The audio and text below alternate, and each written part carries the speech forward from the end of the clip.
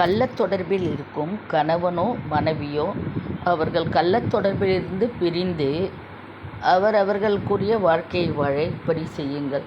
இப்போது நிறைய பேர் ஒய்ஃப் எடுத்துட்டா ஹஸ்பண்ட் என்னை விட்டு போயிட்டு என் எதிர்க்கையே அந்த லேடி கூட பேசுகிறாருமா, அவங்களுக்கு கல்யாணம் ஆகி குழந்தைங்கள்லாம் இருக்குது, இருந்தாலும் அவங்க கூட இவருக்கு தகாத உறவு வச்சுருக்காரு அப்படின்னு சில லேடிஸ் அழறாங்க. சில ஜென்ஸு, நான் எவ்வளோ நல்லா பார்த்துருக்கேம்மா, என் மனைவியை பார்த்துட்டு இருக்கேன், ஆனால் அவள் என்ன பண்ணுறா, அடுத்து வேறு ஒருத்தர் கூட தப்பான உறவு வச்சுருக்கா, இதெல்லாம் என்ன பண்ணுறதுனே தெரியல அப்படின்னு நிறைய பிள்ளைங்க இப்போல்லாம் ரொம்ப மன கஷ்டத்தோடு வாழறாங்க. அப்படி உங்களுக்கு ஒரு துணை தேவைன்னா நீங்கள் லீகலாக சட்ட பிரகாரம் டிவோர்ஸ் வாங்கி நீங்கள் டிவோர்ஸ் ஆன ஒருத்தரை மேரேஜ் பண்ணுறது தப்பு இல்லை, ஓகேவா? ஒரு குடும்பத்தில் நல்ல கணவன் மனைவி சந்தோஷமாக வாழ்வாங்க, அவங்களுக்கு 2 பிள்ளைங்க இருப்பாங்க. அந்த தேன் கூட்டில் போய் நீங்கள் கல்லெடுத்து சிதற அடிக்கிறது ரொம்ப தப்பு. அப்படி நீங்கள் உங்களோட இப்போதைக்கு அந்த ஆர்வத்தால் நீங்கள் அந்த கூட்டை கலைச்சி அந்த கணவனையோ மனைவியோ பிரித்து நீங்கள் ஒரு வாழ்க்கை வாழுறீங்க இல்லைங்களா? அப்போது உங்கள் ரத்தத்தில் பிறந்த உறவுகள் இந்த கர்மாவை அடுத்த ஜென்மத்தில் அந்த பிள்ளைங்களுக்கு தொடர்ந்துட்டு தான் வரும் இந்த கர்மா, ஓகேங்களா? அடுத்த ஜென்மம் இல்லை, இந்த ஜென்மத்திலே இந்த கர்மா அந்த பிள்ளைகளுக்கு தொடரும்.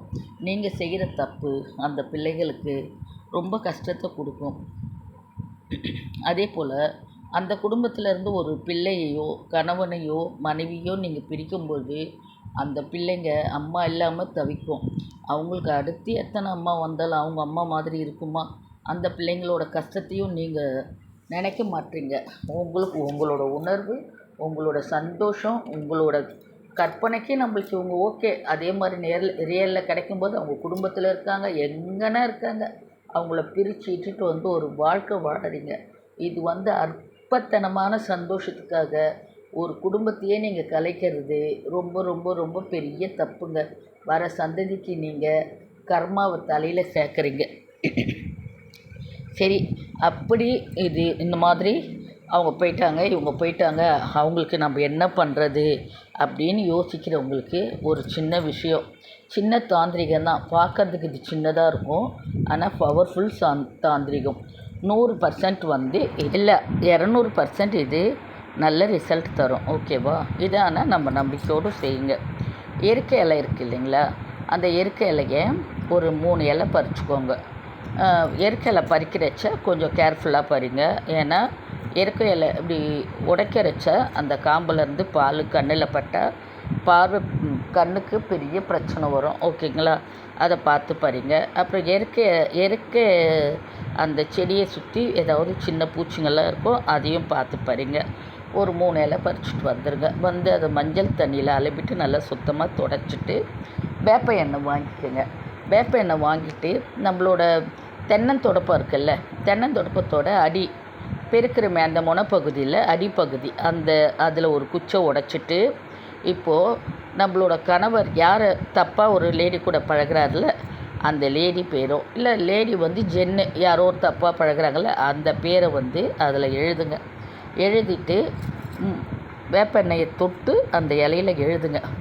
எழுதிட்டு என்ன பண்ணுறீங்க, நடு சந்தி, அதாவது ரோட்டில் சந்தையில் நடு ரோட்டில் கூட ஓகேங்களா, உங்களுக்கு அந்த தெருவில் நடு ரோட்டில் எரிக்க முடிகிற வாய்ப்பு இருந்தால் போய் எரிக்கலாம்.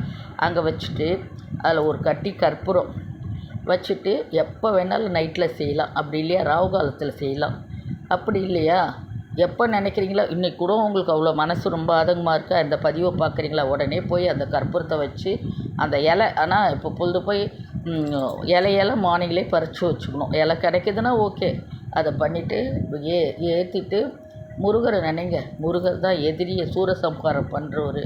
இப்போ உங்களுக்கு எந்த எதிரியை யார் எந்தெந்த கடவுள், முருகரையோ காளியோ ஏதோ ஒரு கடவுளை நினச்சி, கடவுளை இந்த இதுவில் இருந்து என்னோடய கணவனோ மனைவியோ மீண்டும் எங்கள் குடும்பத்தோடு சேரணும், நாங்கள் முன்ன மாதிரி சந்தோஷமாக இருக்கணும்னு வேண்டிட்டு அதை பண்ணுங்கள். ஒரு 5 வாரம் இல்லை 7 வாரம் ராவு காலமோ இல்லை நைட்லேயோ அந்த மாதிரி பண்ணுங்கள். பண்ணி பாருங்கள், உங்களுக்கு சூப்பரான ரிசல்ட் கிடைக்கும், ஓகேங்களா? இல்லை எங்களுக்கு ரோட்லலாம் எரிக்க வாய்ப்பு இல்லை, நாங்கள் ஃப்ளாட்டில் இருக்கோம், எரிச்சா எல்லோரும் பார்ப்பாங்கன்னா, எல்லோரும் தூங்கிட்ட பிறகு பாத்ரூமில் எரிச்சிட்டு அதை சுத்தம் பண்ணிவிடுங்க. இப்படியும் பண்ணலாம். பண்ணி பாருங்கள், பலன் கை மேலே கிடைக்கும்.